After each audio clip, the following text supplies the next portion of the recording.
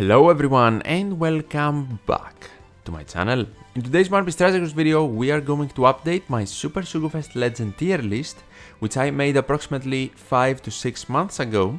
It definitely needs some changes, not only so we can add the new 10th anniversary units, the New Year's Super Sugo Fest units, but to also alter the position of specific units and bring the tier list more up to date. Here you can see my previous tier list. And before we get into the changes, I always want to say this at the start of my tier list videos as a disclaimer. Tier lists and unit placements in One Piece Treasure Cruise are always based on the content you want to clear, so maybe sometimes a unit from tier A is better than the top 5 units in a specific piece of content. But of course we are going to try and generalize things as much as possible and see what the best units are. On top of that, we are only going to discuss in this video about PvE stuff. No PvP, no Pirate Rumble is included in the placements. And finally, since last time I tried to rank them in order, even within a specific tier, we are going to keep that theme going forward for this tier list. And you can still check the previous video for a full analysis on the placement of each unit. Enough blabbering though, time for the changes to the tier list. We are going to begin from the bottom going to the top. For the B tier, with the two worst Super Sugo Fest units in the game, in my opinion, Kid and 6+ Int Uta, nothing will change, they will remain the worst Super Sugo Fest units. This Kid, in my opinion, desperately needs a super evolution. Going to the A tier, no one will go up, no one will go down, but we are going to swap two units places, specifically Yamato and Shanks, so Yamato will go to the top of A tier for now. She got level limit break during the 10th anniversary as well, so she's stronger now, nothing crazy, but I think that generally she's more useful than Shanks. The problem that I always have with this Shanks is that his color manipulation does not go through immunity, which I guess it is understandable at this point, it could be broken. And he also provides a color affinity boost, which is not the best type of boosting, but versus strength bosses, he can be awesome. Again, just like I said in my previous tier list video, maybe I underestimate him a bit because I don't own the unit, but I think Yamato overall can be useful in more situations. They can still, of course, be interchangeable depending on content. Let's proceed to the S tier now because we have a lot of changes here. The first thing is I am going to do two downgrades. We are going to drop to the A tier the Straw Hat Crew and V1 Roger.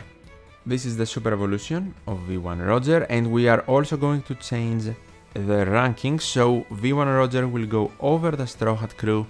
He will take the spot at the top of A tier for now, and the reason behind this change is essentially that the Straw Hats get so many new units and legends over time, and the Straw Hat Crew here, because it has every Straw Hat in it, stops you from using them with other new Straw Hat legends or units, which always has been and always will be one of the unit's biggest disadvantages. Fun fact, both V1 Roger and the V2 Straw Hat Crew at some point when released were the best unit in the entire game. So this is the start of a new era. The reason I am downgrading them to the A tier is simply because we get units now that not only can provide a lot of damage, but can also provide a lot of utility with that damage. We have all seen how overloaded the kit of the new 10th anniversary legends is, so I think these two former top units need to go down a bit. They're still strong, they can still find their uses. I just used this Roger, for example, in the new Super Boss, and I still think he can be a very strong captain, especially if you're starting out and you get this Roger. You should be very happy if you don't have a very well developed box, because he allows you to team build with a lot of freedom in a lot of situations. And then the Straw Hat Crew is great still because of their niche captain ability to make all of the buffs you get universal. That can still be extremely strong, especially if you are newer to the game with a not so well developed box, same thing as Roger. They also have an amazing final tap ability, but I am just using them less and less as time goes on. The next change I want to make is actually boost V16 plus Yamato over Super Tandem Kaido and Film Red Sai Luffy in the S tier. And the reason for that is because I think I am using Kaido and Luffy way more situationally compared to Yamato. Both of them have their specific niche, Luffy with his multiple special activation and Kaido with his conditional attack boosting versus increased damage taken. If you need their niche, they might excel, but I think Yamato can fit in way more situations than these two units can, so I will boost her over. So funnily enough, after the level limit break, both the versions of V1 Yamato get a boost in the tier list, and in my opinion, one of the Super Sugo Fest units that has withstood the test of time the best, by far, probably alongside Uta. Next up, I want to quickly discuss about Demon Robin and Olin. These two are at the top of S tier because of super bosses. They are extremely useful in super bosses. Outside of that, they are less useful because two conditional attack boosts are not that important anymore, simply because it can be overkill a lot of the time. It can still be useful, don't get me wrong, it is just not that necessary to get every single unique type of damage you can outside of the Kizuna super boss. They also lack utility, that is another issue, but they fill their specific niche so well, and they are one of a kind, so irreplaceable if you do need them. For Robin, I also want to mention that now we have V2 Gear 5 Luffy who can delay through immunity but can't provide another conditional attack boost, and he's an insanely good combination with this Robin and the Super Sugo Fest Dex Sanji, so these three together, because Robin as a sub, Sanji as a sub, Luffy as captain, they both can help Luffy get access to his EX Super, and then you make Sanji captain, you activate Robin, you can get another conditional attack boost on top of hers, Luffy delays, and then you can just use a unit that provides a delay conditional attack boost to get the full damage out of the combo, on top of everything Luffy and Sanji can of course provide, including utility, because these two are an amazing utility combination as well. Now, going to the top 5, we are of course going to downgrade people into the S tier, so let's do that real quick. First and foremost, Super Sugo Fest Nami will drop from the top 5 to the top of S tier. In my opinion, this is still a very good unit, but as someone who does not have her, I think that I simply search for other Super Sugo Fest units as friend captain more than Nami. And let's also be real, she's still amazing, but we got some of the most overloaded kits in the game recently, so someone has to drop to the S tier. Another unit will follow Nami, Ace and Yamato. I will keep the ranking, so Nami over Ace and Yamato, but these units are both amazing, and I think that Ace and Yamato, because they have chain boundaries and because they have the conditional attack boost with burn being able to be applied through immunity, they will be relevant for a long time. They also have amazing utility from their captain ability, but one weakness is that as a dual unit they don't have an EX super, meaning that because they don't have a separate superclass or super type ability, they can't provide teams with the extra damage coming from those abilities. The next unit we are going to downgrade is with a heavy heart, Super Sugo Fest Sanji, because I absolutely adore this unit. I think he is amazing, and I will change the ranking because I had Nami over him. I will now place Sanji over Nami 100%, so he's at the top of S tier. I finally got him this anniversary and I was 100% missing out. I think that I was missing out more from not having Sanji than I am from not having Nami. But if he's so good, why does he get the downgrade over Uta and Gear 5 Luffy? I was really close on keeping him in the top 5, but I think he relies more on other units than Uta and Luffy do, because Uta and Gear 5 Luffy, you are going to build the team around them specifically. For Sanji, yes, you are going to build around him, but you are going to build more around his combo with another unit. He's an amazing number 2. He's like a Robin and needs a Batman to just unleash his full potential, in my opinion, even though he can stand on his own as well. He also works so well with all of the new 10th anniversary units that he got an insanely good power boost during the 10th anniversary. He works amazingly well with the new Luffy, the new Shanks, and the new Ace. Even Roger. They don't have the best synergy because they both remove defense up, but they can still work together. The fact that his boosting combination is so unique, he has a base attack boost, chain boundaries, and even a chain boost, alongside everything else he can provide, just make him a very valuable unit to own.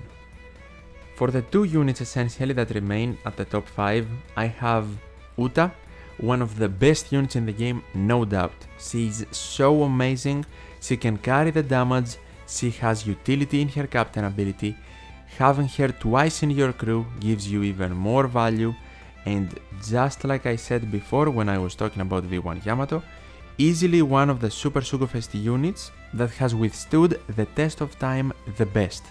Such a strong unit. I don't even know if Bandai when releasing Uta knew how strong she actually was with her unique buff. Now, between the 2 versions, the Int and the Q1, it just depends on what content you are up against. I have both of them here to distinguish that, but obviously they count as one entry in the top 5. And the same goes for Luffy and his 2 evolutions. In this case, I have the 6-star over the 6+. I believe he is an easier unit to build around, and I believe if you don't have a very well developed box, he is better for you than the 6+, who needs more specific team building around his captain ability with all of the colors in the crew if you want to get the rainbow damage and everything. The thing is that the 6-star is more specific to classes and colors than the Super Evolution, of course, but the thing is, he can provide amazing utility from his captain ability. He can ignore defensive effects if you are in the Gear 5 state, except defense up, but ignoring defensive effects like threshold, damage reduction, barriers, damage nullification even, can be so overpowered, combined with the utility from his captain ability, so he's so strong. The 2 biggest disadvantages probably this Luffy has is number 1, he has color affinity boosting in his kit, which is not the best type of boosting, as I have mentioned multiple times, but I guess they didn't want him to be super overpowered, providing an attack boost alongside the possible ore boost, so understandable that he has color affinity boost. And the other thing is that if he is in his Gear 5 state, then you cannot reduce coming damage, which means if a boss has after defeat damage and we cannot survive it simply with our HP, we are going to lose, because we cannot reduce it with a damage reduction shield or threshold or something like that if Luffy is in his Gear 5 form, which he needs to be if we want to get everything out of him. Now, if we have another Gear 5 Luffy as a friend captain, so we're using him twice as captain, then if that one is not in the Gear 5 form, he can have the revive mechanic and we can just tank the damage, lose our HP and then just revive, but the boss this time is gone because it is an after defeat hit, for example. And here comes the part where Bandai can nerf this Luffy, especially in boosted events like Pirate King Adventures. If he's not a boosted unit and we want to use him, for example, because he's that strong to clear a lot of quests and ignore defensive effects and stuff like that, they have the main boss apply after defeat damage, and it's a lot of damage as well. So if we are in the Gear 5 form and we want to maximize points as well, so as a friend captain we use the new legend, for example, then we cannot survive that with Gear 5 Luffy. If we use him as double captain, sure, but then we are going to lose out on so many drops that it's probably not worth it, and that is a strategy Bandai has used to nerf Luffy and actually make us use the boosted units in Pirate King Adventures in the past. And let's now start adding more units. These are all of my changes to my previous tier list, and now it is time to start adding the rest of the units, starting with the Super Evolution of Super Sugo Fest Law. I will actually place his 6-star version in the Just Super Evolve Them tier simply because the Super Evolution is a direct upgrade meaning it is the same law but stronger, and I will place him in the exact same position at the bottom of S tier. He is a great unit, his multipliers are better now, his boosting is better from his special, he can still ignore the enemy's immunity and apply increased damage taken through it, and now from his super type he has more utility, which is awesome. Moving on to Roger and Oden, I will definitely place them in the S tier. I think somewhere here, under Lockheed and over Yamato. The thing is, I could even place them under Yamato. I don't know why I haven't used them once after the New Year Super Sugo Fest events. Like, not once. It's like they stopped being in the boosted lists, I stopped using them. You know what, yeah, they will go under Yamato. On paper they are a very strong unit, so it's weird to me that I haven't used them. Maybe I'm forgetting about it, or we haven't seen the correct quest for it, because mainly we get freedom in team building in Kizuna. So if they didn't get special cooldown reduction, I couldn't use them anyway versus a strength boss, maybe that's it. But overall as a unit they are good, and I would say that the fact first of all that they have the V1 Roger capabilities of removing despair and also resisting the removal of beneficial effects is great, but for them to work at their maximum we need access to the REX Super. So we can have the Wano slots and the base attack boost and everything, but sometimes I think that getting access to the REX Super might not be the easiest thing, simply because the characters that allow them access to it don't have a lot of strong units. Obviously not all the characters, because some of them like Shanks do, but some Scabbard characters or Toki don't have tons of options in the game. The multi-stage boosting that they can provide is also great, I have to mention it because it is an amazing combination with the fact that they can stop removal of beneficial effects as captain. The next unit is V2 Yamato, also released with Roger Oden. I will place her, I think, in the S tier here, over the V1 Yamato, so very close with Roger Oden. I just think she is used more and she's definitely a better crewmate than Roger Oden, who are more focused on the captain position and being captain in general. Not that Yamato doesn't have perks for being captain, because she can remove bind, she can also reduce her own special cooldown reduction as captain, and the thing is that she has utility in her special, which is very good, and she has very good removal for damage reduction, and can also, on top of the color affinity boosting, apply increased damage taken to the enemy through immunity. We talked about the color affinity boosting already, you know my opinions on the buff, but Yamato's is also a very good one, multiplier wise. Being able to ignore immunity and apply a debuff is amazing and very valuable. The thing is, with this Yamato it's not so easy to do, because you need to play around her super swap, and the same thing needs to be applied for you to use her EX super properly. She's one of those dual units that if you are in the dual form before activating the special, she gets extra bonuses and can unleash her full potential, of course. I have to mention the key though, this Yamato can ignore immunity and apply increased damage taken with both forms of her special. The multiplier is the only thing that changes, but that is very important. Next up we have Zoro and Sanji, immediately top 5 without a shadow of a doubt, and they could even arguably be the best legend in this tier list. I could have them number 1, but I will place them under Gear 5 Luffy here, for the simple reason that I think Gear 5 Luffy is easier to team build around through the entirety of the quest, and doesn't have the drops of not being in the dual form and not boosting perhaps everyone at the fullest throughout the quest that Zoro and Sanji can suffer from. That goes away of course once they activate their special, and they can transform everyone into a free spirit slasher that obviously they fully boost, and on top of that give you amazing damage.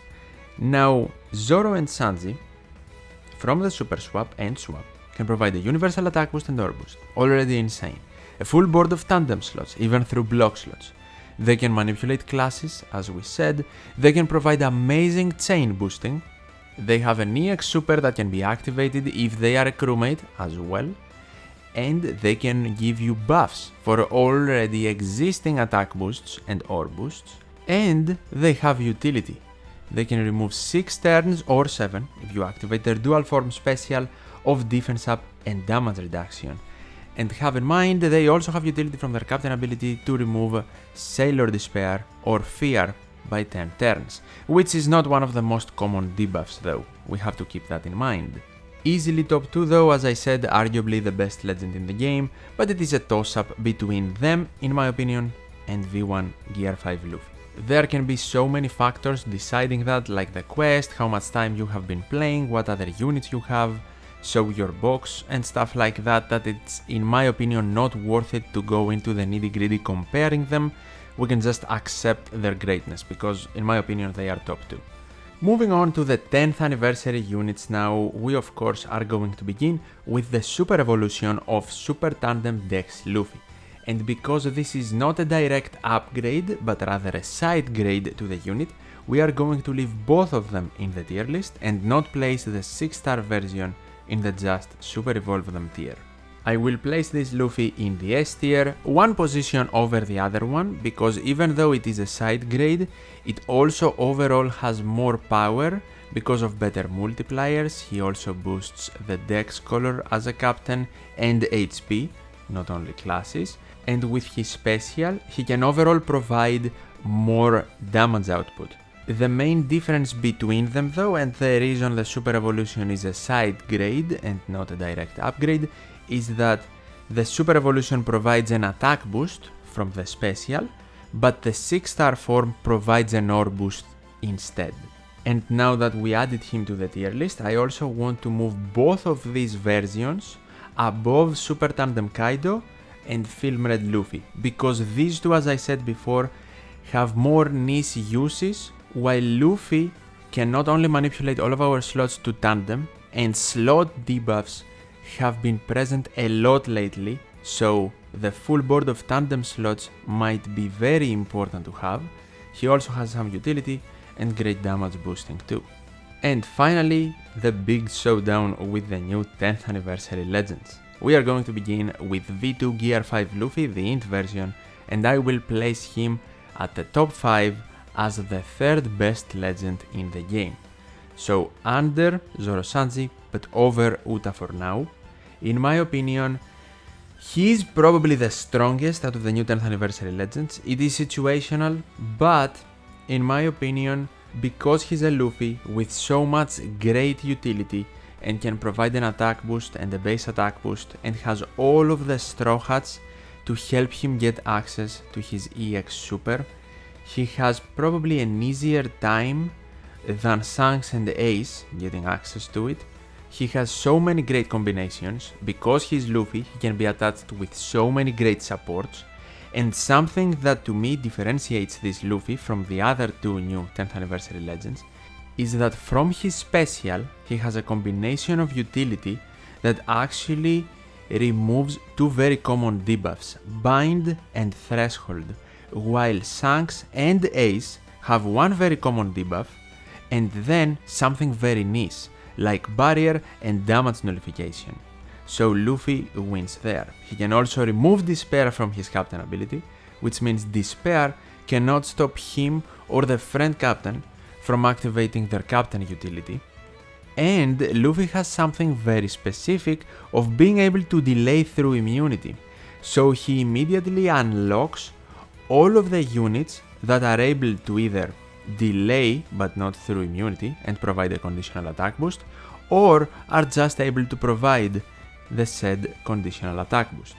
On top of that, Luffy turns the slots to int, and then they cannot be manipulated to other type slots, which can also be very important, and it is a positive, that Ace and Shanks do not have.